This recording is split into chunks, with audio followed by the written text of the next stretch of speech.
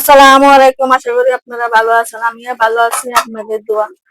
আজকে একটা ভিডিও নিয়ে চলে আসছি। ভিডিও হয়েছে আজকে পোয়া মাছের লসা কষা বোনা। অবশ্যই কি সিস্টেমে করবো না করবো, অবশ্যই ভিডিওটা দেখতে থাকবেন, সাথে থাকবেন। ভালো লাগলে লাইক শেয়ার কমেন্ট সাবস্ক্রাইব করে দিবেন। দুধু না দেন তাহলে আপনাদের খবর আছে।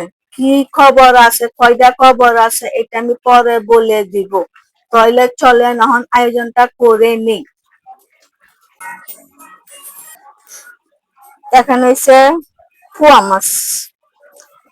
পোয়া মাছটা কিন্তু কাঁচা নাড়লে অনেকটাই স্বাদ, কিন্তু কাঁচা নাড়লে কি হয়, আমাদের ঘরে খাওয়া হয় না, তার জন্য আমি এটা ভাজবো।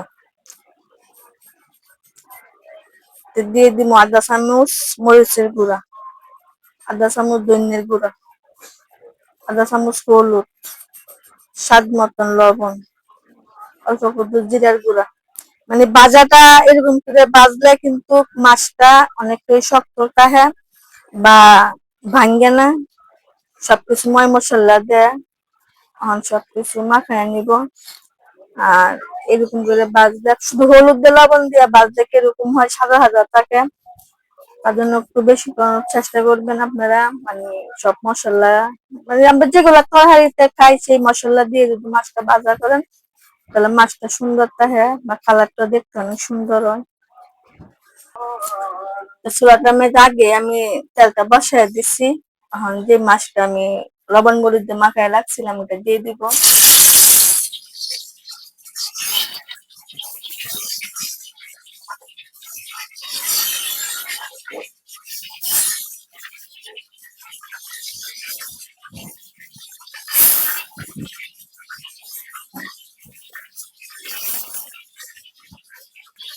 দিয়ে দিচ্ছি, মাছটা ভাজা হোক।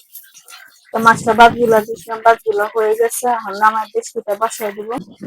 ডেচকিটা তেলটা দিয়ে দিচ্ছি, পেঁয়াজটা দিয়ে দিব। পেঁয়াজটা দিয়ে দিচ্ছি, পেঁয়াজটা ফুটাতে হোক।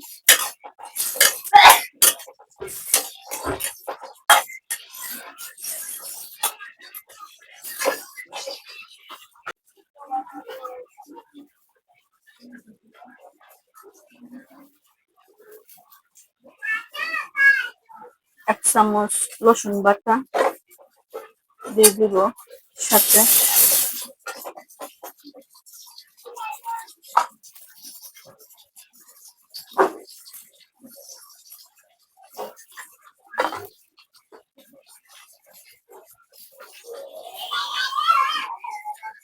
দুই চামচ মরিচের গুঁড়া, এক চামচ ধনিয়ার গুঁড়া,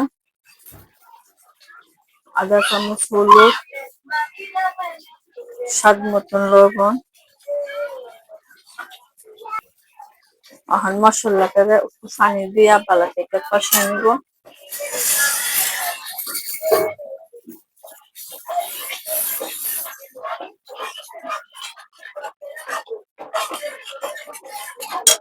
এটার সাথে টমেটো দিয়ে আর কাঁচামরিচটি দিয়ে দিব। ভালো করে সিদ্ধটা হয়ে যাবে।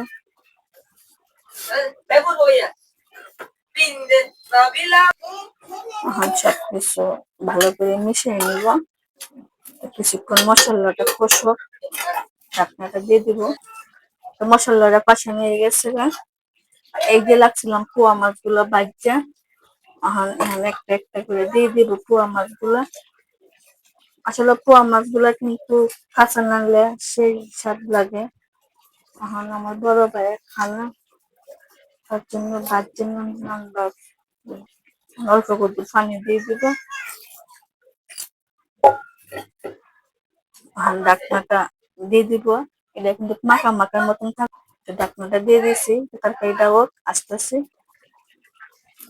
আমার লসা কষা বোনাটা হয়ে গেছে। এখন আমি ধনিয়া পাতা দিয়া কিছু ধনিয়া পাতা দিয়া নামায়া ফালাবো। অবশ্যই অবশ্যই আপনারা এই সিস্টেমে লসা কষাটা খেয়ে দেখবেন। ভালো লাগলে অবশ্যই কমেন্ট করে দিবেন।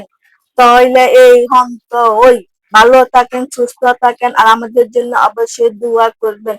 আর ফেসবুকও বেশি বেশি করে শেয়ারটা করে দিবেন। কেন ফেসবুকে অনেক অনেক প্রশংসা দেখাইতেছে, কি প্রশংসা এটা নিজেও বলতে পারি না। ফেসবুকে বেশি বেশি করে দিবেন বুঝছেন, কি করবেন, লাইক করবেন, শেয়ার করবেন। তাহলে এখন তো আসসালামু আলাইকুম।